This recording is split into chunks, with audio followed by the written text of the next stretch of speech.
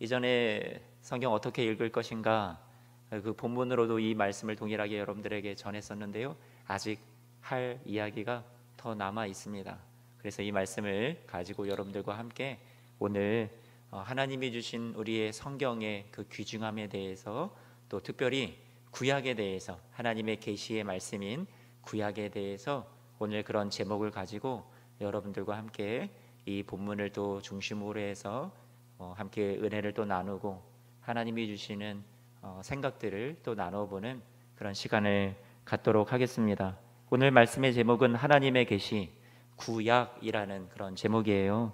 여러분, 성경을 어떻게 읽을 것인가, 오늘이 이제 마지막 시간이에요. 여러분 너무 좋으시죠? 그렇죠? 그동안 막 이 어려웠던 시간들이 이제는 해방되는 것 같고, 네? 기대하시라 이제 개봉박두, 이제 다니엘 기도회가 시작이 되고 21일간 여러분들은 이제 저로부터 자유의 몸이 되었고, 그리고 제가 이렇게 여러분들을 짧게 섬겨서 죄송하게 되었는데 2주 동안 또 만나 뵙지 못해서 또 여러분들 다 분량을 채우지 못해서 정말 죄송합니다. 다음 기회에 여러분들에게 더 좋은 그런 내용으로, 유익한 내용으로 준비해서 찾아뵙도록 하고요. 또 다니엘 기도회가 끝난 이후에는 여러분 또 명강사, 시대가 낳은 인물 우리 김준영 목사님께서 여러분들에게 그 다음 강의들을 또 계속해서 진행해 나가 주실 터인데, 여러분들이 계속 기대해 주시고, 또 기대만 하시면 안 되죠. 또 기도해 주시고, 그렇게 해서 저희 교회 이 수요일 성경 공부 시간을 통해서 우리에게 풍성하고 유익한 시간들, 또 기존의 예배 형식이 아니다라고 생각해서 우리가 은혜 받지 못할 것 같아 하는 우리의 생각들도 좀 잠시만 하나님 앞에 내려놓으시고, 하나님이 주시는 새로운 은혜들을 우리가 기억하고 또 기대하고 소망하면서 우리가 이 시간에 임했으면 좋겠습니다. 지난 시간에 여러분들에게 기억나실까 모르겠어요. 성경의 영감설에 대해서 여러분들 한번 말씀을 나눈 적이 있었는데, 많이들 어려웠다는 그런 제가 이야기를 반응을 또 드렸기도 하였습니다. 다 까먹으셔도 좋아요. 다 잊으셔도 상관이 없어요. 여러분, 성경은 이것만 알아주세요. 자, 따라서 하겠습니다. 성경은 하나님의 자기 계시이다. 왜 여기 끝에 말이 이렇게 막 따라서 안 하시고 왜 이렇게 흐려졌어요, 끝이. 다시요. 성경은 하나님의 자기 계시이다. 네, 여러분, 그 계시의 말씀이라는 거, 하나님께서 우리에게 자기를 드러내신 거예요. 계시하셨다라는 건데, 그 성경을 보면 오늘 본문 말씀 여러분들이 읽었듯이 하나님의 무엇으로 되었다고요? 감동으로 되었다고 말씀하고 있는데, 여기서 이 감동으로 됐다라는 말은 그 원어적인 의미를 살펴보면 감동으로 됐다, 그 말은 숨을 하나님이 내쉬었다, 하나님이 숨을 내뿜었다라는 그런 의미예요. 그러니까 성경은 하나님이 내뿜으신 글, 그렇게 우리가 이해하면 되겠죠. 하나님이 숨을 내쉬어서 우리에게 주어진 그런 말씀, 그게 우리가 성경으로 이해하면 될 것 같습니다. 성경에 나오는, 그럼 여러분들에게 지난 시간에도 이런 이야기를 나눈 적이 있었는데, 성경에 나오는 그런 언어나 문체나 표현, 글자 하나하나까지 다 하나님이 기계적으로 받아 써라 해가지고 받아 적기를 해서 쓰여진 글일까요? 아니면 이 영감으로, 하나님의 감동으로 되었다라는 것은 성경 저자의 문체나 그의 문학이나 그의 사상이나 그의 글 짓는 표현이나 이런 것들을 다 유기적으로 그냥 다 사용을 하셔서, 그래서 그들의 특성에 맞게 이 성경이 쓰여졌을까요? 앞에가 여러분들 더 맞는 것 같아요? 뒤에가 더 맞는 것 같아요?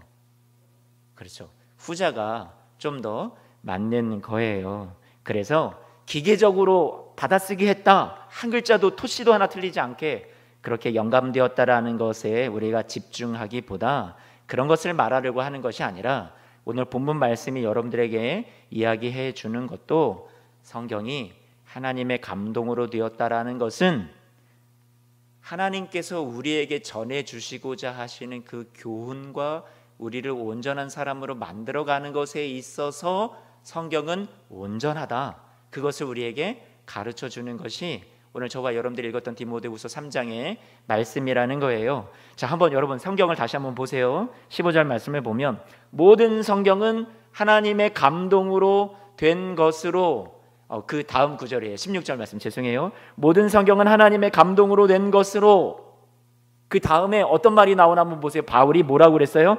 그래서 하나도 안 틀렸어. 여러분, 바울이 지금 16절에 그렇게 얘기했어요? 토시 하나 글자 하나 안 틀렸어. 바울이 지금 그렇게 뒤를 얘기하고 있어요. 하나님의 감동으로 된 것으로. 그래서 그 뒤에 하고자 하는 얘기가 뭐예요? 그래서 어땠다는 거예요? 교훈과 책망과 바르게 함과 의로 교육하기에 무엇하다고요? 유익하다라고 말씀해주고 있어요. 그렇죠? 이해가 되시죠? 교훈이라는 건 뭐예요? 성경을 읽으면 내가 무엇을 해야 하는지 이전에 깨닫지 못했었는데 이제는 막 가슴을 치면서 그래 맞아, 이게 나에게 하나님이 주셨던 교훈이야. 교훈을 깨닫게 된다라는 거예요. 그리고 이 말씀을 읽다가 하나님이 막 나를 사무치게 가슴이 아프도록 책망하시는 말씀을 우리가 이 성경을 읽다가 어떻게 해요? 우리가 듣게 된다라는 거예요. 주님의 음성을요. 그리고 이 성경을 읽으면 읽을수록 우리가 어떻게 돼요? 바르게 되는 거죠. 우리의 삶이 고쳐진다라는 얘기예요. 그리고 어떻게 돼요? 의로 교육하기에 유익하다. 하나님 앞에 우리가 정의로운 삶이 된다라는 거예요. 하나님이 정의의 하나님이세요. 이 세상이 의로운 세상이 되기를 원하세요. 그런데 그것이 우리가 무엇을 볼 때? 성경을 볼 때, 읽고 또 읽고 묵상하고 그 말씀에 우리가 깊이 빠져들 때 하나님 앞에 우리의 삶이 어떻게 돼요? 정의로운 삶으로 우리가 변화되기에 유익을 주는 것이 성경이라고 이야기를 해주고 있어요. 하나님이 내뿜으신 글이기 때문에 자꾸만 읽다 보면 우리가 어떻게 되는 거예요? 하나님의 사람으로 어떻게 돼요? 온전하게 되고, 그리고 모든 선한 일을 행하기에 어떤 능력을 갖추게 돼요? 선한 일을 행할 능력을 갖추게 된다. 아멘이시죠 여러분? 그렇죠? 그래서 우리가 성경을 많이 가까이 해야 하는 거죠. 성경을 함부로 다룰까 봐 우리가 막 성경을 보호하고 감싸고 막 내가 지켜주어야 하는 것이 성경이 아니라, 사람들이, 세상이 성경을 그렇게 만들까 봐 내가 보호하고 감싸고 막 내가 지켜줘야 돼, 나 아니면 안 돼, 이게 성경이 아니라, 성경이 물가에 내놓은 애일까요? 아이일까요? 여러분? 성경이 물가에 내놓은 아이예요? 아니면, 여러분들은 안 그러신 것 같은데 저는 물가에 내놓은 아이와 같단 말이에요. 그러면 누가 지켜주는 거예요? 성경이 이렇게 물가에 내놓은 아이와 같은 나를 지켜주고 보호하고 바른 길로 인도해 주는 것이 성경이지, 내가 마치 성경이 물가에 내놓은 아이처럼 막 그거를 보호하고 지켜주려고 하는 것이 아니라는 얘기죠. 성경의 능력을 우리가 믿는다면 그 말씀에 담긴 진리가 많은 사람들을 진리 가운데로 인도하시고 빛 가운데로 인도할 능력이 성경은 그 자체로도 충분히 있다라는 거예요. 불완전한 우리를 진리 가운데로 이끌어가는 것이 성경이라는 얘기죠. 성경은 하나님이 내뿜으신, 하나님이 우리에게 내주어서 계시해 주신 글이다라는 거예요. 성경을 읽으면 우리의 삶이 바뀝니다. 정의로워집니다. 선한 일을 행할 능력이 생기게 됩니다. 하나님이 기뻐하시는 삶으로 변화시켜 주는 것이 성경의 힘이고 능력이에요. 하나님이 자신을 드러내신 계시의 이유와 목적이 바로 어디에 있어요? 우리의 삶의 변화에 있어요. 아까 모든 성경이 우리를 하나님의 구원에 이르는 지혜가 있게 한다라고 말씀해주고 있어요. 우리가 온전히 구원받는 것이 성경에 달려 있다라는 거예요. 우리가 성경 말씀을 얼마나 잘 아느냐, 그것에 따라서 우리가 구원에 더욱더 완성에 가깝게 삶을 살아갈 수 있다라는 거죠. 여러분, 계시, 하나님께서 성경을 우리에게 계시해 주신 글인데 이 계시의 목적이 있어요. 그 계시의 목적은 무엇일까요, 여러분? 계시의 목적이 무엇일까요? 계시는 하나님께서 우리에게 단순하게 자신을 알려주신 것에서 끝나는 것이 아니라 우리가 일상 가운데, 아까 디모데후서 우리 3장 15절에서 이하 17절까지의 말씀을 읽었던 것처럼 우리의 일상의 평범한 삶 가운데 하나님의 백성으로 어떻게 살아갈 것인가에 대해서 우리에게 가르쳐주는 말씀이라는 거죠. 그렇죠? 계시의 목적, 궁극적인 목적은 여기까지 있다라는 거예요. 하나님이 자신을 알려주는 것에서 끝나는 것이 아니에요. 하나님의 사랑을 우리에게 알려주시는 것에서 끝나는 것이 아니라 결국 우리의 삶을 변화시키는 데까지 궁극적인 계시의 목적이 있다라는 거죠. 그렇죠? 그러면 여러분, 하나님의 감동으로 된 성경이라고 얘기했는데, 그러면 디모데후서를 여러분 누가 기록했게요? 네, 누가 기록했어요? 사도 바울이 기록했어요.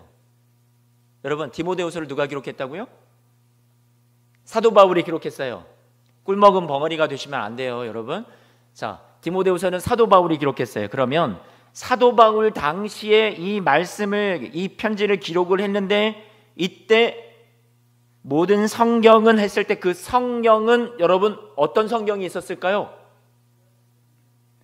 그렇죠. 김송희 권사님 100점 만점. 여러분, 이 당시에 성경은 뭐가 있었어요? 구약 성경이었어요. 구약 성경이요. 사도 바울이 쓴 편지가 여러분 그 당시에 성경으로 들어와 있었어요? 마가복음, 마태복음, 누가복음, 요한복음이 이 당시에 성경으로 들어와 있었을까요? 아니요. 아직 성경으로 채택되지 않았어요. 그러면 바울이 이야기해 주는 구원에 이르는 지혜를 주고 모든 선한 일을 행할 능력을 갖추게 해주고, 여러분 의로 교육하기에 유익하고 바르게 하고 책망하시는 이 성경이 여러분 어떤 성경이라는 얘기예요, 여러분? 구약 성경이라는 얘기예요. 구약 성경. 저는 구원에 이르게 하는 지혜를 주는 것이 구약으로서는 못해, 신약으로 가능해, 이렇게 생각을 하고 있었는데 그게 아니라 바울이 지금 얘기하는 것은 우리로 하여금 구원에 이르는 지혜를 있게 하는 것이고, 우리를 의로 교육하게 유익하고 바르게 하고 책망하고 우리 하나님의 사람으로 온전하게 만들어줄 수 있고 우리로 하여금 선한 일을 행할 능력을 갖추게 해주는 것이 무엇이다? 여러분 따라서 하겠습니다. 구약의 율법이다. 선지자의 글이다. 여러분 이해가 되세요? 구약이었다고? 여러분 이 말씀을 항상 볼 때 우리는 무엇을 생각을 해요? 신약 성경, 그렇지, 복음서, 이런 것들만 흔히들 우리가 생각을 해왔었는데 그게 아니라 바울이 지금 이해하고 쓰는 것은 구약의 내용이라는 거예요. 구약 성경이요. 제가 오늘 좀 구약 성경의 중요성에 대해서 여러분들에게 좀 강조하고 싶어서 이 말씀을 전하고 있어요. 그러면 여러분, 복음서와 바울의 편지들이 아직 성경으로서 권위가 인정되지 못했던 그 당시 1세기에 그 교회에서 구약에 우리가 흔히 옛 언약이라고 얘기했던, 옛날 언약이야, 그리고 우리는 지금 신약의 시대를 살고 있어, 새 언약, 이렇게 우리가 생각하고 어쩌면 우리가 구약의 말씀을 저 뒷전으로 생각하고 있을지도 모르겠어요. 신약이 너무나도 중요하고 구약은 덜 중요한 거야. 이제 구약은 앞으로 다가올 실체의 그냥 그림자에 불과한 거고, 그러니까 우리도 모르는 사이에 구약 성경이라는 것을 우리가 가벼이 여긴 그런 우리도 모르게 생겨나는 경향이 생겨 있을 수도 있고, 우리가 경시하는 그런 생각들이 우리 안에 은근히 있었을지도 모른다라는 거예요. 우리가 이것을 조심해야 된다라는 거죠. 구약의 옛 언약, 율법으로서 주어졌던 이 성경은 그러면 여러분들에게 묻겠습니다. 효력이 다한 걸까요, 여러분? 다한 거예요? 아니에요. 신약 성경의 저자들은 자신들이 쓰는 기록들이 후대에 성경으로 들어올 것이라고, 하나님의 말씀으로 받아들여질 것이라고는 전혀 생각도 못했어요, 여러분.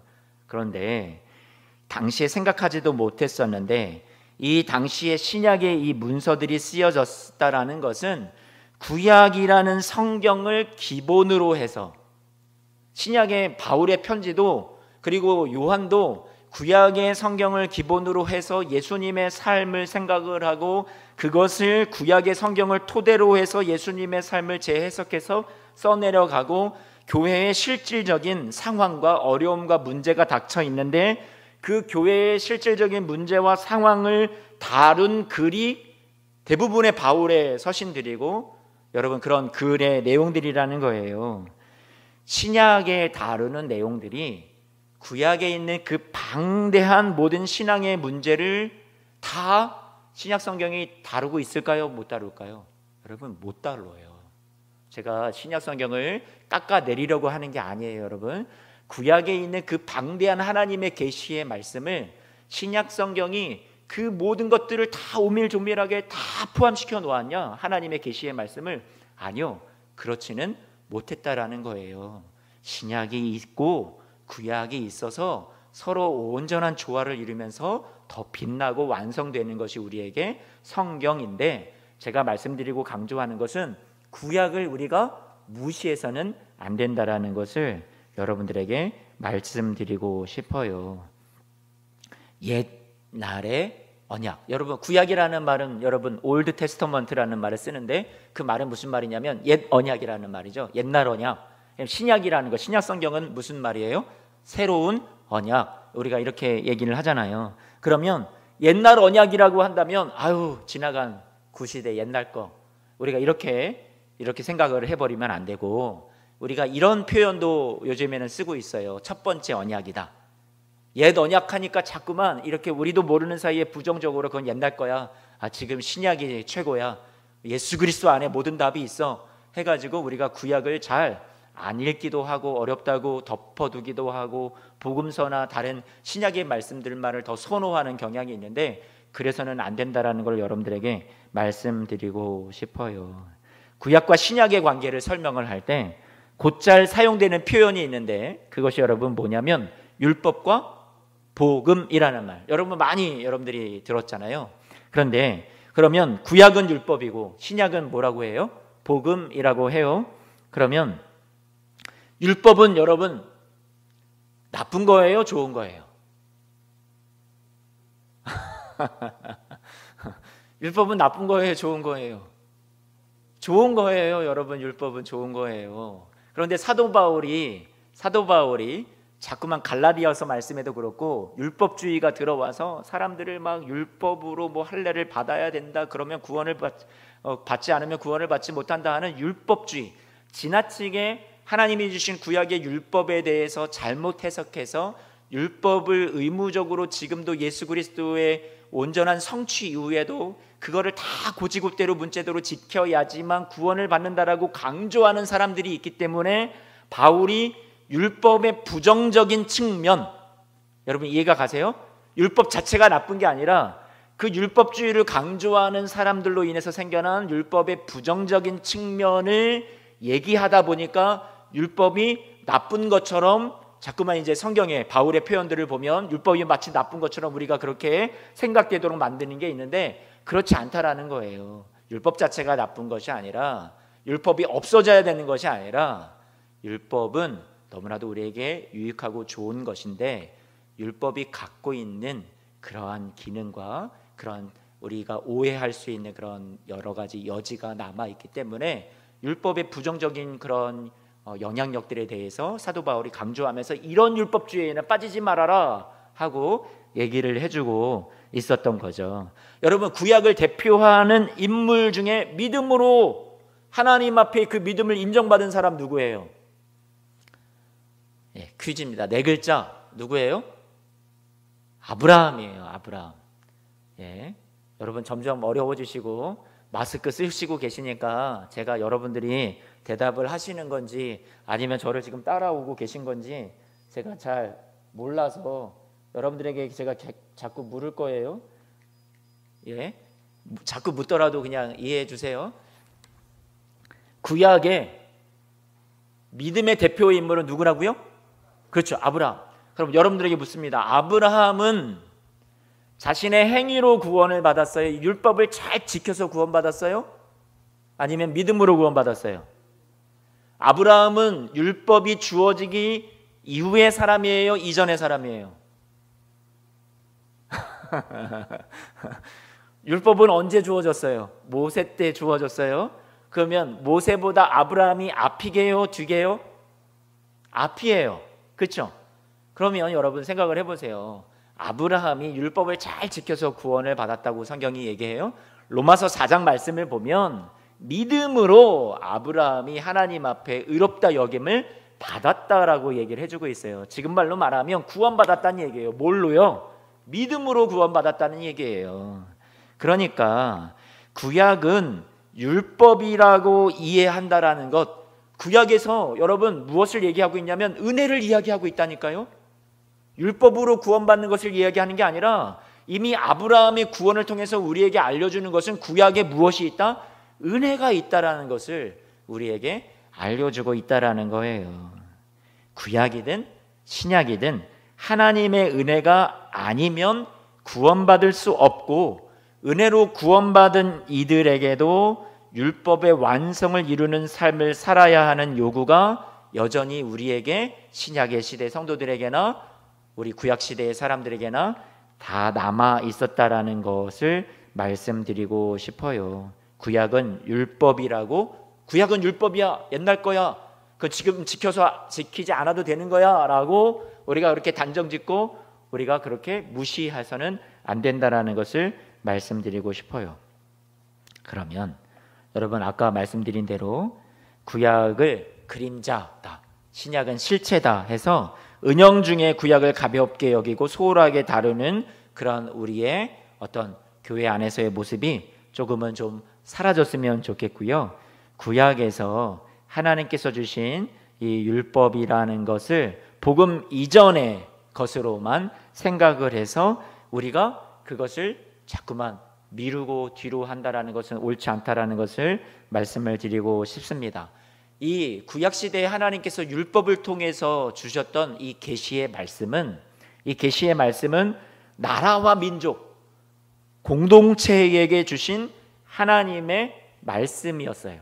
다시요, 나라와 민족, 공동체에게 주신 무엇이었다고요? 하나님의 말씀이 뭐였어요? 율법이었어요. 그래서 율법이라는 것은 하나님이 이 공동체에게 주셨던 구약 성경의 많은 내용들을 여러분들이 살펴보면, 모세오경을 읽어도 그렇고 여러분들이 역사서를 읽어도 그렇고 특별히 선지서 말씀을 쭉 읽어보면 그 안에 있는 많은 내용들이 무엇을 얘기하냐면 공동체로 우리의 신앙을 자꾸만 막 끌어가는 거예요. 개개인의 사사로운 신앙에 전념하도록 구약의 말씀이 그렇게 우리를 함몰되게 만들어 놓지 않고요, 자꾸만 우리의 사적인 개인적인 차원의 신앙을 계속해서 공동체로, 나라로 확대시켜서 우리의 신앙이 그러한 전체적인 사회를 보고 세상을 바라보고 믿음으로 산다라는 것이, 말씀대로 산다라는 것이 어떻게 살아가는 것인지에 대해서 아주 구체적이고 명확한 하나님의 말씀을 우리에게 주신 것이 구약 성경이다. 그러므로 너무나도 중요하다. 우리가 신앙생활을 하면서 구약 성경을 제대로 읽지 않으면 우리의 신앙이 사적이고 개인적인 차원의 신앙에 많이 머무르게 돼요. 나 한 사람 착하게 살고 내가 예수 그리스도를 믿어서 그렇지, 내 죄 모든 죄 사함 받고 나는 부끄러워, 나는 죄인이야, 그저 나는 예수님의 보혈의 공로가 필요한 거야, 너도 예수님의 보혈의 공로 필요하고 나도 필요하고 우리 다 예수님 믿고 구원받고 우리 천국 가자라는 그런 차원으로의 신앙으로밖에는 갈 수 없다라는 거예요. 성경을 읽을 때 구약은 옛날 옛적의 캐캐한 묵은 그런 관습의 책이 아니라 한결같은 진리를 담고 있는 책으로서 공동체의 신앙을 우리에게 전해주고 우리의 신앙을 사사로운 신앙으로 축소시키지 않기 위해서 하나님이 계시해 주신 말씀의 책이다라고 우리가 생각하고 앞으로 구약 성경을 여러분들이 읽어가면 좋을 것 같아요. 그래서 여러분들에게 이 얘기를 하나 좀 하고 싶은데, 구약 성경의 많은 내용들이 공동체에게 주신 말씀이라고 그랬어요. 개인의 회생을 말씀하기보다 그 공동체를 살려서 그 공동체를 통해서 열방을 섬기고 세상을 섬겨서 이 땅 모든 나라 가운데 하나님의 나라가 오게 하는 것이 하나님의 계시의 목적이에요. 그런데 우리는 성경을 볼 때 자꾸만 개인적으로 해석을 한다는 말이죠. 개인적인 위로를 많이 받기를 원한다는 거예요. 흔한 경우 여러분들이 잘 생각하고 많이 위로받는 말씀 중에 하나가, 여러분들 그 강의 안에도 예를 들었는데 이사야서 40장의 말씀이죠. 이사야서 40장 뭐라고 얘기해요? 영원하신 하나님이 피곤하지 않고 곤비하지 않고 명철이 한이 없으신데 피곤한 자에게 능력을 주시고 무능한 자에게 힘을 더하시고 소년이라도 피곤하고 곤비하고 장정이라도 넘어지고 쓰러지는데 오직 여호와를 앙망하는 자는 새 힘을 얻으리니 독수리가 날개치며 올라감 같을 것이요 다른 박질하여도 곤비하지 아니하겠고 걸어가도 피곤하지 아니하리로다. 아멘. 내 말씀으로 막 받잖아요. 그래요. 내가 막 힘이 납니다. 맞아요, 여러분. 하나님의 말씀이 여러분 개개인에게 주시는 하나님의 말씀이기도 한데요, 이 말씀이 주어진 본래의 배경은 포로 생활 가운데 이제는 낙이 없다 생각하고 우리는 하나님 앞에 버림받았어, 우리는 불가능해, 우리 이 세상은 바뀌지 않을 거야 생각했던 그 패망한 공동체에게 하나님께서 아니야, 끝나지 않았어. 너희 공동체, 너희 백성, 나의 백성들, 이 나라, 너희 민족 다시 되살아날 수 있어. 내가 너희에게 회복을 줄 거야. 내가 너희를 위로할 거야. 너희를 살려서 그 땅에 하나님의 나라가 오게 하고 메시아를 보내서 이 세상을 온통 하나님의 나라, 하나님이 다스리고 통치하는 나라, 회복의 나라를 내가 만들고야 말 거야. 사막에 강이 흐르게 할 거야. 꽃들이 피어나게 할 거야. 그런 세상 반드시 오게 할 거야 하는 공동체를 향해서 주신 하나님의 말씀이라는 거죠. 다시요.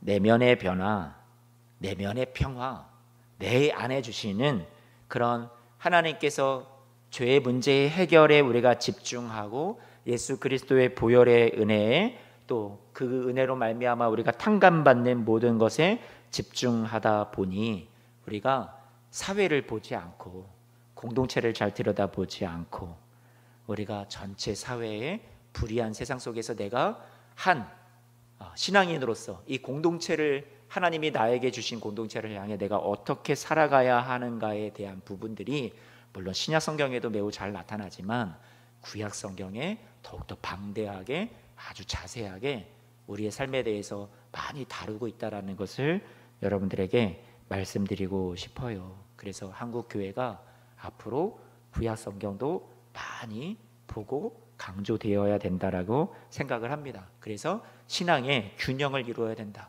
신약이 예수 그리스도의 보혈만을 너무나도 강조하다 보니까 이제 이전의 구약 시대의 선지자들이 외쳤던 그런 많은 정의로운 삶에 대해서, 그런 우리 가난한 자들을 돕는 삶에 대해서 우리가 많이 잃어버리고 상실되어 있고 설교 강단에서도 외쳐지지 않고 그러한 우리의 오늘날 한국교회의 모습이 너무나도 많이 있다. 여러분들에게 말씀드리고 싶어요. 자, 마태복음 5장 17절 18절 말씀을 같이 한번 좀 봐요.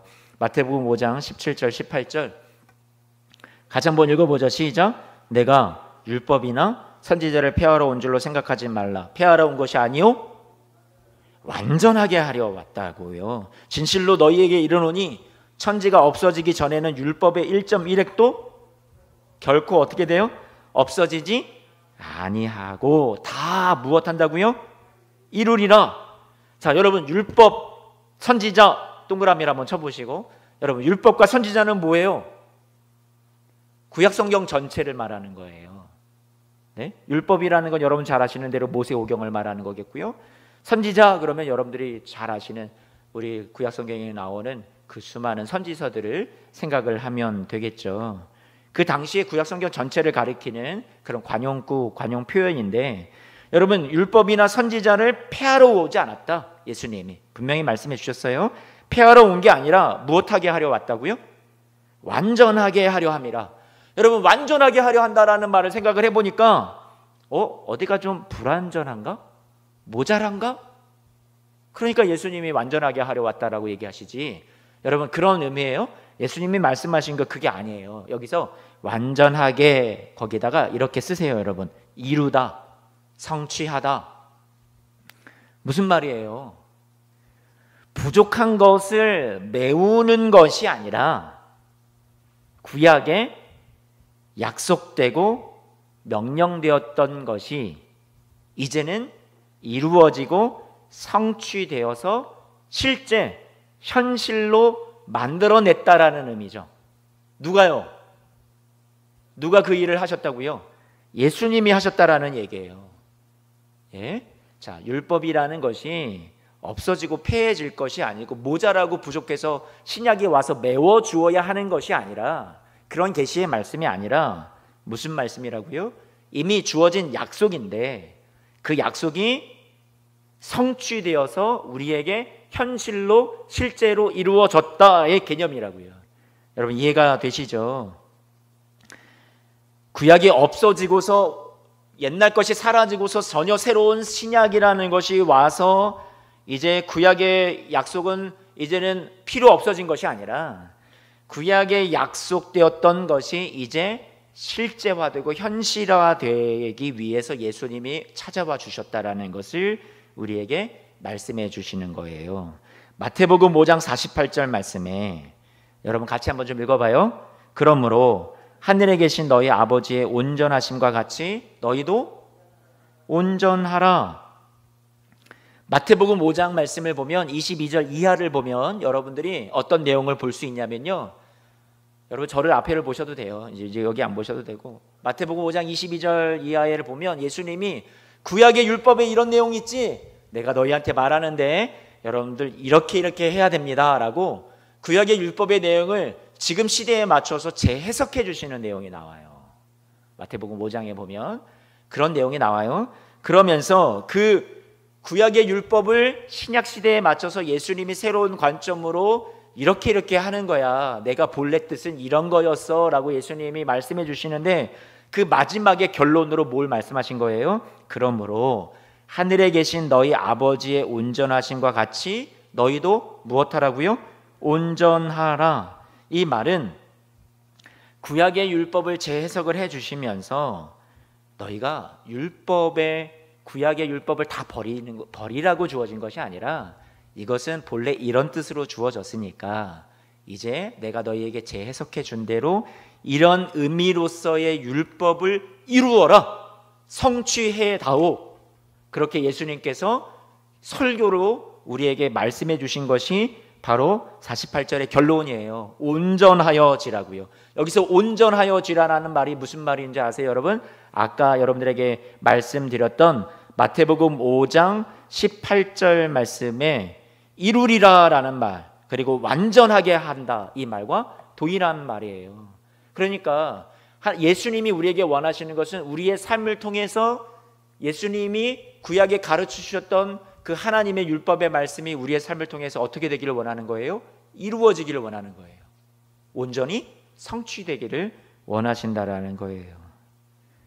그래서 사도 바울이 구약을 잘 이해를 하고 나서 다시 예수님의 말씀을 들여다보니까 다 이걸로 해석이 되는 거구나, 구약의 율법은 다 이걸로 다 꿰뚫어 볼 수 있구나 해가지고 알게 된 게 뭐예요? 같이 한번 로마서 13장 8절 말씀을 같이 볼까요?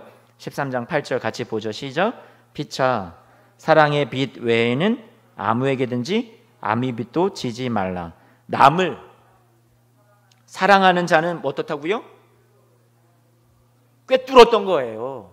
구약의 모든 내용이 결국 하나님 사랑, 이웃 사랑인데, 결국 하나님을 사랑한다라는 것은 우리가 어떤 종교적인 제사적인 그런 것으로 나타나는 것이 아니라 남을 사랑하는 것을 통해서 우리가 율법을 이룰 수 있는 것이구나라고, 율법의 완성이 바로 여기에 있구나. 구약의 말씀을 우리에게 주신 그 본질 자체가 이웃을, 남을 사랑하라는 얘기구나라고 알게 되었다라는 거예요. 갈라디아서 5장 14절 말씀도 마찬가지예요. 같이 이 말씀도 읽어봐요. 시작. 온 율법은 뭐라고요? 내 이웃 사랑하기를 내 자신과 같이 하라 하신 한 말씀에서 어떻게 됐다고요? 이루어졌다라고 말씀해 주고 있어요. 구약의 율법이 폐지된 것이 아니라 예수님 안에서 온전히 성취되었다. 이전의 율법은 이제는 다 없어지고 사라질 것이 아니라 이 구약의 율법이라는 것이 내 이웃을 내 몸과 같이 사랑하라 하신 예수님이 다시 주신 새 계명 안에서 재해석되어서 우리의 삶에서 적용하는 것으로 우리가 구약의 말씀을 지금 읽을 때 여전히 복되고 여전히 귀한 말씀이라는 거예요. 당시 상황 속에서 구약이, 율법이 가졌던 의미가 무엇인지, 그 당시 사람들에게 어떤 것으로 적용이 되었는지 우리가 곰곰이 생각을 해보고 오늘날 구약의 말씀을 끌어와서 21세기를 살고 있는 저와 여러분들이 우리에게 적용할 때는 이 말씀이 오늘 나에게 이렇게 사랑하라고 주신 말씀이구나라고 항상 이 렌즈를 통과하는 거예요. 사랑이라는 렌즈, 이웃사랑의 렌즈를 통과해서 구약성경을 읽어나간다면 우리에게 좀 더 쉽게 구약성경이 잘 읽혀질 수 있다라는 얘기죠.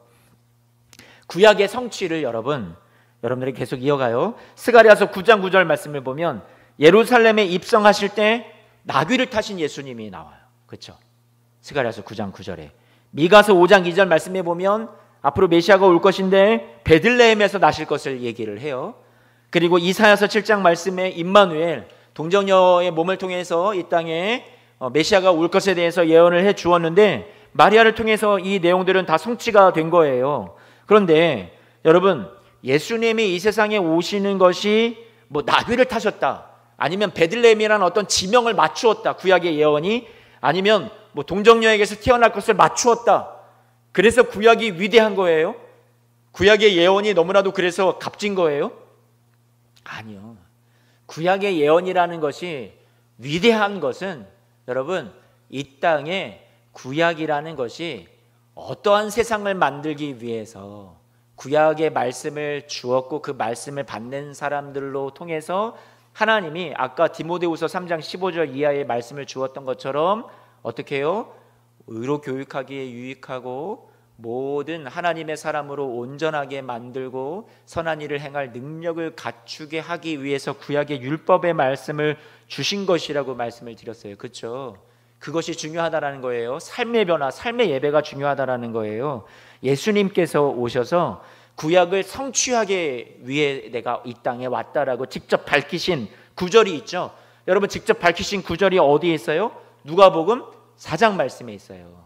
누가복음 4장 말씀을 같이 한번 여러분 성경 같이 읽어봐요. 시작. 선지자 이사야의 글을 들이거늘 책을 펴서 이렇게 기록된 데를 찾으시니 곧 주의 성령이 내게 임하셨으니 이는 가난한 자에게 복음을 전하게 하시려고 내게 기름을 부으시고 나를 보내사 포로된 자에게 자유를, 눈먼 자에게 다시 보게 함을 전파하며 눌린 자를 자유롭게 하고 주의 은혜의 해를 전파하게 하려 하심이라 하였더라. 책을 덮어 그 맡은 자에게 주시고 앉으시니 회당에 있는 자들이 다 주목하여 보더라. 이에 예수께서 그들에게 말씀하시되 이 글은 누구의 글이에요? 이사야의 글이에요. 구약의 글이에요. 그렇죠? 구약의 글이 오늘 너희 귀에 뭐 했다고 얘기하고 있어요? 응하였다라고 얘기하고 있어요. 여기서 응했다라는 말이 성취되었다는 말이에요. 완성되었다라는 말이에요.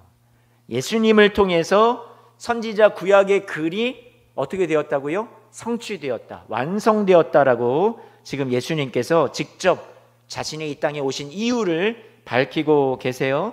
예수님을 통해서 구약은 이루어진 거예요. 성취가 되는 거예요. 그러기 위해서 주신 거예요. 그런데 그 구약의 많은 내용의 말씀들을 예수님께서 다 인용하실 수 있었음에도 불구하고 예수님께서 중요하게 생각하셨던 구약의 말씀이 뭐였냐면 그게 이사야의 글이었고, 그래서 예수님께서 이 땅에 오셔서 이 땅에 구약을 이루면서 어떤 세상을 만들고 싶었냐?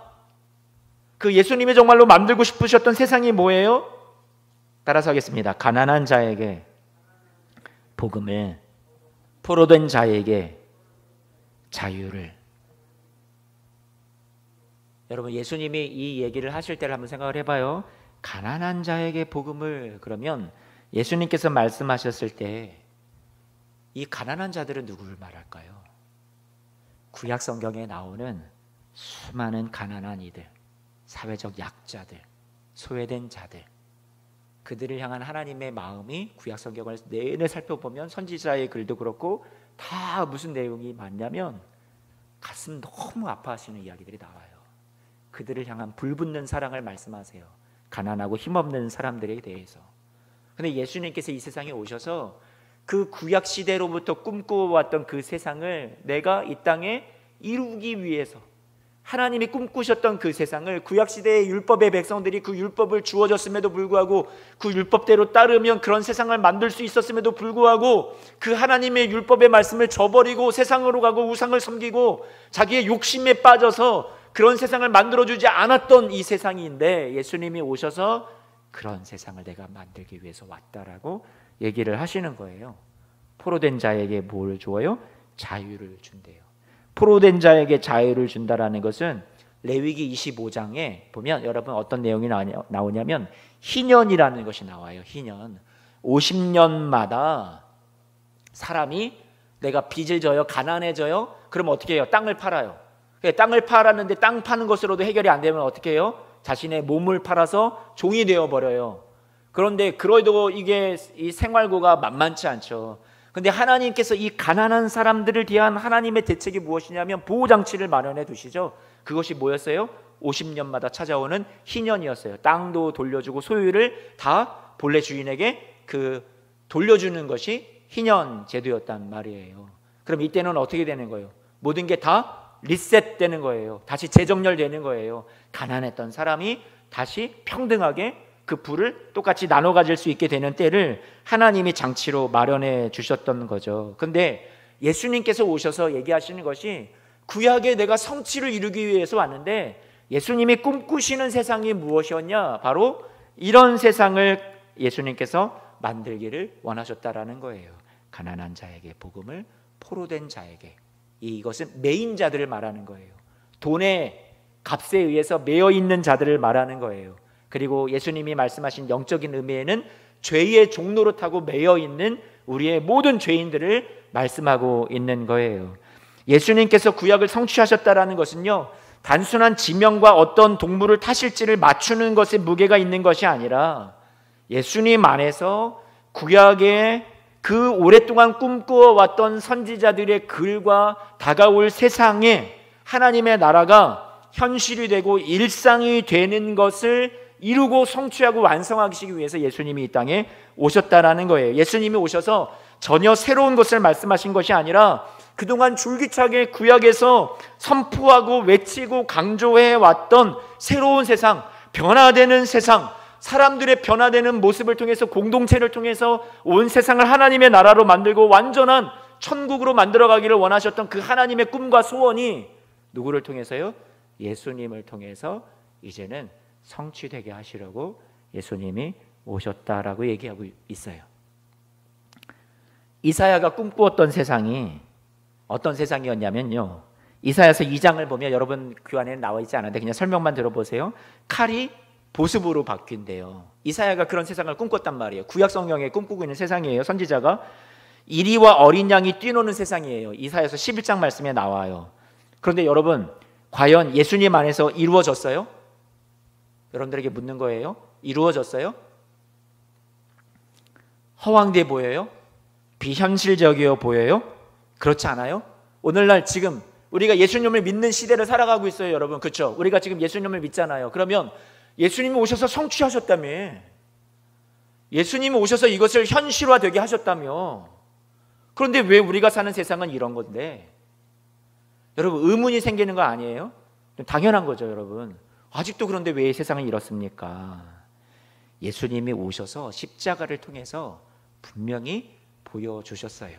힘과 권력과 무력으로 세상에 평화를 이루고 쟁취하는 것이 아니라는 것을, 져주고 손해보고 양보하고 내 십자가 지고 그렇게 살아갈 때 이 땅 가운데 하나님의 나라가 올 수 있다라는 것을 예수님께서 당신도 못 주무시고 배고프시고 힘드신 그런 상황 속에서 자신을 찾아오는 그 연약한 자들, 그런 많은 수많은 병든 자들, 불쌍한 이들을 한 번도 외면하지 아니하시고 그들을 돌보시고 오는 족족 그들을 사랑하시고 섬기셨던 그 삶이 우리에게 무엇을 보여주는 거예요? 하나님의 나라가 그 가운데 이루어졌다라는 것을 보여주는 거예요. 예수님의 그 삶이 자체가요. 여러분, 우리가 예수님 안에서 구약이 꿈꾸었던 나라가 성취되었다라는 것이 어떤 대단한 나라 전체가 온통 다 뒤바뀌어 버려가지고 한순간에 거대한 역사가 다 바뀌어 버렸다라는 것이 하나님의 나라가 왔다라는 것이 아니라 예수님께서 오셔서 왜 작은 12제자로 이 하나님의 나라를 시작하셨냐라는 얘기예요. 예수님께서 말씀하실 때 겨자씨 하나를 얘기하시고 떡에 들어있는 그 온 반죽을 부풀게 하는 누룩을 왜 예수님께서 얘기하신 거예요?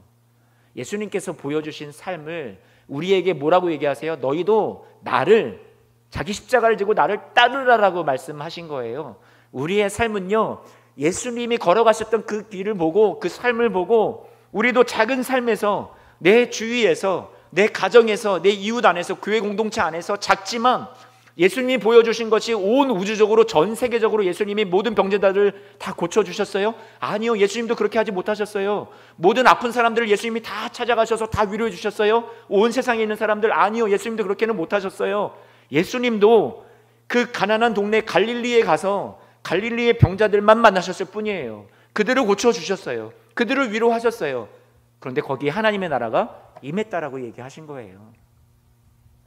결국 저와 여러분들을 통해서 과제는 아직도 우리에게 남아있다라는 것을 알려주고 계세요.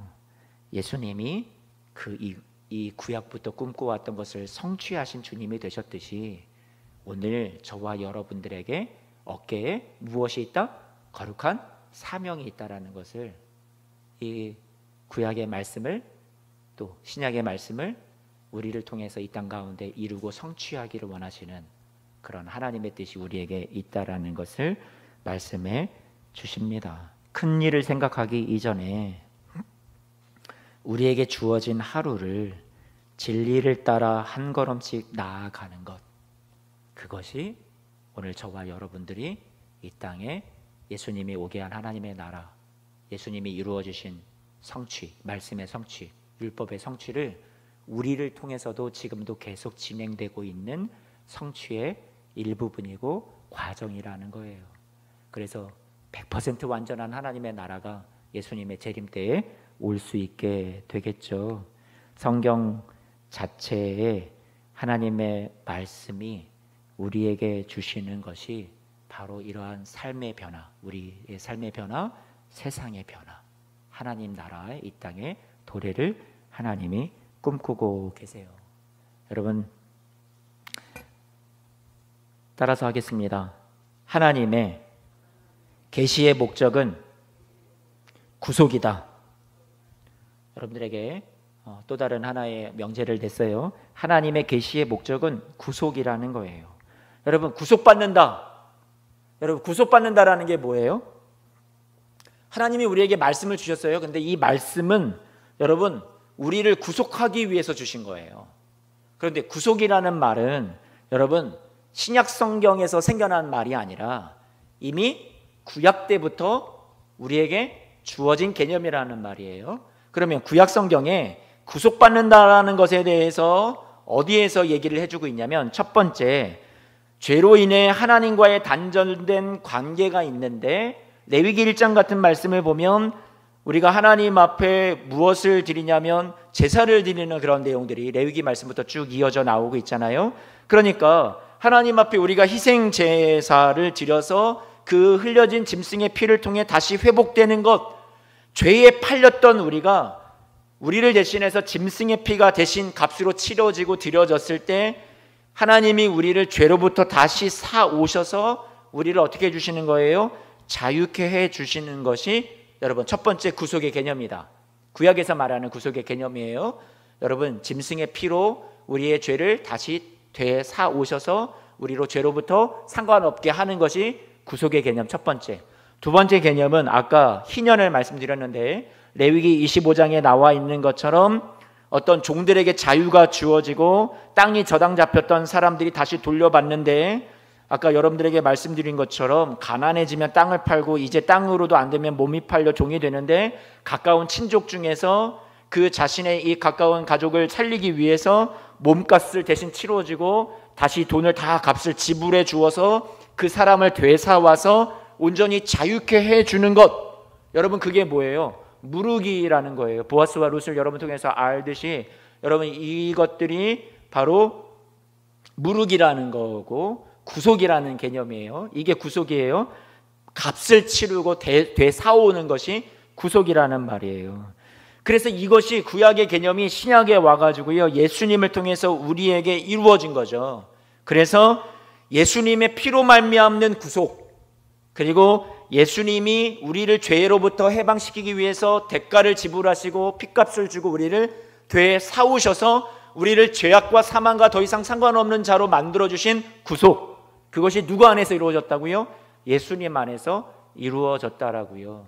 그래서 하나님께서 계시의 말씀을 통해서 우리에게 주시고자 하시는 것이, 이루고자 하시는 것이 궁극적인 그 은혜의 결과가 무엇이냐면 우리의 구속을 이루기 위해서 주신 거예요. 구약의 내용도 다 그 내용으로 이어지고요, 신약의 예수님께서 이 세상에 오셔서 이 구약을 성취하신 것도 예수님의 우리를 위한 핏값을 대신 내어주신 보혈의 공로를 통해서 여러분들이 다 구속함을 받게 되었다라는 것을 우리에게 가르쳐 주고 있습니다. 이제 마지막이에요. 여러분, 이제 드디어 마지막이에요. 다 오셨어요. 여러분 잘하셨어요. 로마서 12장 말씀 같이 좀 보아요. 로마서 12장 1절 2절입니다. 같이 한번 읽어봅니다. 시작. 그러므로 형제들아, 내가 하나님의 모든 자비하심으로 너희를 권하노니 너희 몸을 하나님이 기뻐하시는 거룩한 산 제물로 드리라. 이는 너희가 드릴 영적 예배니라. 너희는 이 세대를 본받지 말고 변화를 받아 하나님의 선하시고 기뻐하시고 온전하신 뜻이 무엇인지 분별하도록 하라. 로마서 12장 말씀을 보면서 바울이요, 어떤 성경을 떠올렸을까요, 여러분? 구약 성경을 떠올렸을 거예요. 바울의 이 당시의 시대의 성경이라고는 구약 성경밖에 없었잖아요.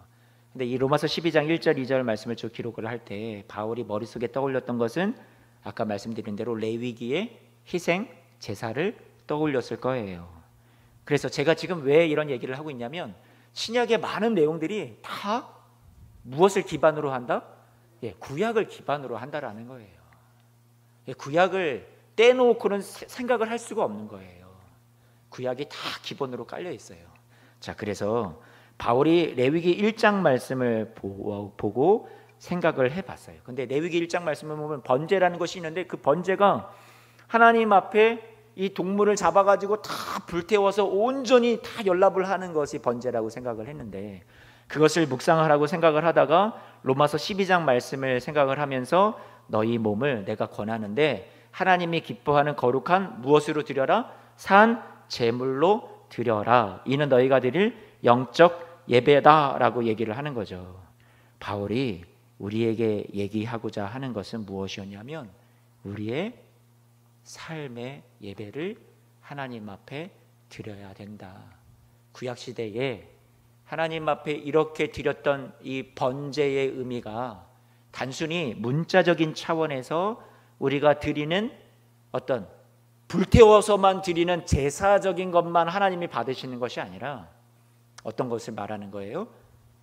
우리의 삶을 하나님 앞에 온전히 불태워서 드릴 수 있을 만큼 우리의 삶의 예배가 너무나도 중요하다라고 바울이 우리에게 얘기해 주고 있어요. 무엇에 의해서? 구약성경 레위기 말씀에 입각해서. 그래서 우리가 지금도 레위기 말씀을 보면서 무슨 이런 제사들을 우리가 지금 지내지도 않는데 이게 다 필요한 말씀이야? 이렇게 넘길 것이 아니라 레위기 말씀을 통해서도 우리에게 오늘날 우리가 예배자로서, 이 세상의 삶의 예배자로서 어떻게 하나님 앞에 우리의 헌신을 드릴 것인지에 대해서 교훈해주고 깨닫게 해주는 영적인 진리가 이 구약의 율법의 말씀 안에도 여전히 담겨 있다라는 것을 여러분들에게 말씀드리고 싶어요. 하나님이 고기 굽는 냄새, 바베큐를 좋아하셔서 하나님이 번제로 드리라고 하신 것이 아니라, 여러분, 하나님께서요 우리 자신을 받기를 원하신다라는 거예요. 생각을 해보세요. 레위기 1장의 번제를 아는 이 백성들이 BC 주전 586년에 예루살렘 성전이 다 파괴가 되어버렸어요. 더 이상 이 백성들에게는 성전이 없어요. 바벨론으로 포로로 잡혀갔어요. 나중에 후대에는 돌아와서 성전을 스룹바벨에 의해서 짓기도 하지만, 그 이전의 시대에 이 수많은 공백의 시기에도 사람들이 어떻게 했어요? 제사를 지내고 싶어요. 번제를 드리고 싶어요. 근데 번제를 드릴 수 있어요? 없어요? 성전이 없는데 어디 가서 무엇을 드려요? 그러면 이 사람들이 레위기 말씀을 묵상을 했을까요? 안 했을까요? 읽었을 거예요. 그러면 제사도 못 드리면서 이 말씀을 읽을 때 그들은 허공을 바라보면서 눈만 깜빡깜빡거렸을까요? 아니요. 생각을 했을 거라는 얘기예요. 아, 우리의 몸을 드리라는 거구나. 여러분 생각이요, 거기까지 갔을 수 있다라는 거예요. 제사를 못 드리면, 그래, 이 말씀의 핵심은 우리의 몸을 드리는 거야. 우리의 삶을 드리는 거야. 바벨론의 포로로 잡혀간 이들이 그러면서 하나님의 말씀을 중심으로 그들이 살아나기 시작하고, 하나님 말씀에 입각해서 그들의 삶의 변화가 일어나고, 그리고 하나님 말씀 중심으로 삶의 예배자가 되기를 힘쓸 수 있었다라는 거예요. 여러분들에게 오늘 전하는, 제가 이 구약의 중요성에 대해서 여러분들에게 지금 말씀을 계속 전하고 있는데요, 바울이 가르쳤어요. 뭘 가르쳤어요? 오늘 저와 여러분들이 삶의 예배가 중요하다. 그런데 우리의 몸을 드리는 것이 중요한데, 이것이 너희가 드릴 무엇이라고 얘기하고 있어요? 영적 예배다. 제가 영적 예배는 여러분들에게 한 두세 번에 걸쳐서 설교를 한 적이 있어서 이미 잘 아시리라 생각이 되고, 여기서 말하는 영적이라는 것은 하나님 앞에 우리가 막 경건하게 막 목소리도 크게 찬송을 하고 막 이렇게 기도도 뜨겁게 하고 그런 열정적인 예배가 영적인 예배가 아니라, 여기서 영적이라고 얘기하는 것은 뭐라고 얘기를 했었어요? 여러분 따라서겠습니다. 합리적인, 타당한, 마땅한, 이성적인, 그게 뭐라고요? 영적인 예배. 거기에 해당하는 뜻이에요. 원어의 뜻이에요. 이성적으로 생각해봐라. 타당한 예배 이렇게 드려야 되지 않냐? 하나님이 모든 자비하심으로 우리를 권한다고 그랬어요. 로마서 1장부터 11장까지 하나님의 모든 자비하심이 우리에게 담겨 있어요. 하나님의 계시의 말씀을 통해서 우리에게 주어진 것이, 하나님이 너희를 이만큼 사랑한다, 너희를 이렇게 구속하였다, 너희의 죄값을, 예수님의 피값으로 우리를 구속해 주었다. 그러면 그 모든 사랑을 받은 자로서, 모든 사랑을 우리가 입은 자로서, 은혜를 받은 자로서 우리의 삶에 당연히 따라와야 하는 우리의 삶의 예배는 지극히 타당한 것 아니야? 지극히 이성적인 것 아니야? 이렇게 살아야지 너무나도 합당한 것 아니야?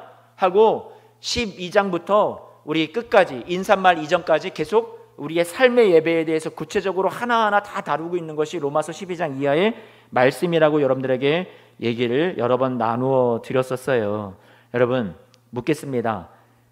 여러분들 영적인 예배 드리러 오셨습니까? 네. 오늘 여러분 무엇하러 오셨나요? 예배 드리러 오셨습니까?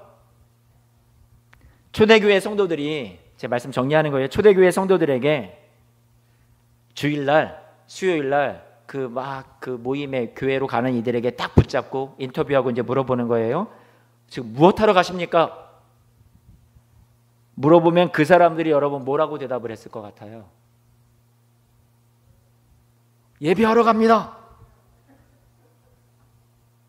그랬을까요? 아니요.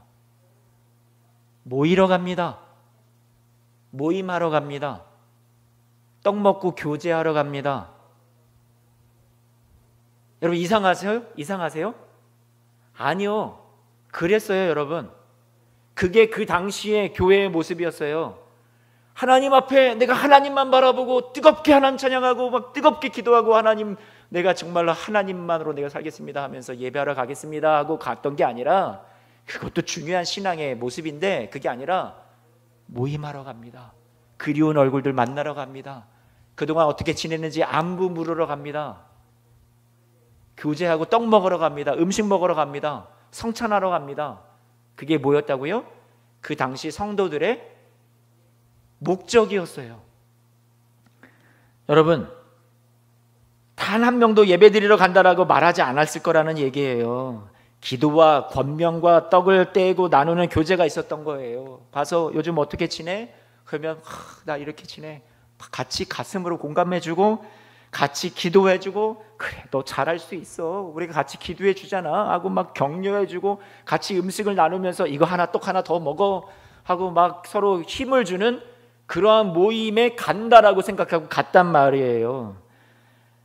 바울이 지금 얘기하는 것이, 바울이 로마서 12장에서도 얘기하는 것이, 우리의 삶의 예배라는 것이 하나님만 보고 온다, 이게 예배가 아니라요. 성도들의 얼굴을 보고 떡을 떼고 사랑과 선행을 권면하고 우리에게 준 주님의 은혜를 기억하면서 우리가 서로 이 사랑을 나누고 잘 서로를 독려하는 것이 우리의 삶에 따라서 하겠습니다. 예배이다. 예배이다. 그게 예배였다라는 거예요. 그 예배에 힘썼다라는 거예요.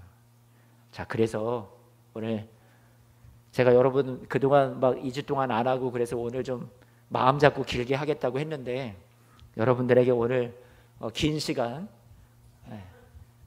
짧게 해야 우리 사랑하는 분들이 빨리 가서 쉬시지만 제가 오늘 좀 길게 했어요. 여러분 양해해 주시고 우리 마스크를 잘 착용한 채로 자 거리 유지도 잘 되어 있으세요. 자 이제 앞뒤 사람 한번 보세요. 권사님 좀 뒤에 좀 봐주세요. 한번 인사해 주시죠. 사랑합니다. 이렇게 한 번 더 해주세요. 나는 오늘 당신 보러 왔습니다.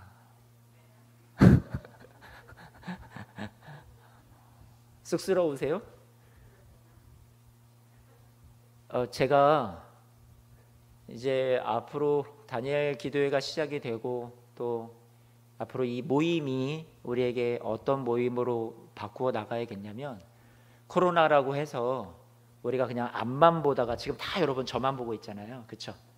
이렇게 모임으로 우리 수요 예배든 뭐 금요일이든 이렇게 앞만 보고 가는 어떤 그런 것보다 거리도 유지도 하고 방역도 잘 지키면서 우리가 마스크도 잘 착용한 채로 조금 한 거리가 2m 가까이 떨어져 있더라도 우리가 같이 힘을 주고 교제하고 여기서 음식을 먹지는 못하지만 그렇게 서로 이렇게 힘을 이렇게 줄 수 있는 또 받을 수 있는 그런 우리 수요일 우리 성경 공부 모임 그리고 그런 예배의 시간 될 수 있도록 제가 이 코로나19를 어차피 우리가 함께 가져가야 되는 상황이라면 어쩔 수 없겠지만 힘들겠지만 그럼에도 불구하고 여기서 그 의미를 잃어버리지 않고 찾아갈 수 있는 그런 우리 예배 될 수 있도록 그렇게 좀 만들어 가려고 해요. 여러분 그렇게 이해를 해주시고 여러분 그렇게 서로 교제하고 그렇게 갈 수 있는 그런 환경을 제가 만들어 갈 때 마음 어려워하지 마시고 또 모여서 그런 분위기를 여러분들이 잘 이해하신 다음에 또 따라와 주시고 같이 그렇게 해나갈 수 있도록 좀 도와주세요. 그렇게 도와주셨으면 좋겠어요. 목장도 모이지 못하고 여러 가지 힘든 때잖아요.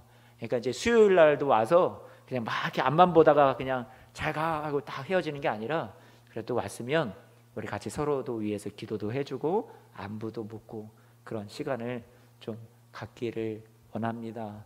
여러분 그렇게 했으면 좋겠어요. 이 시간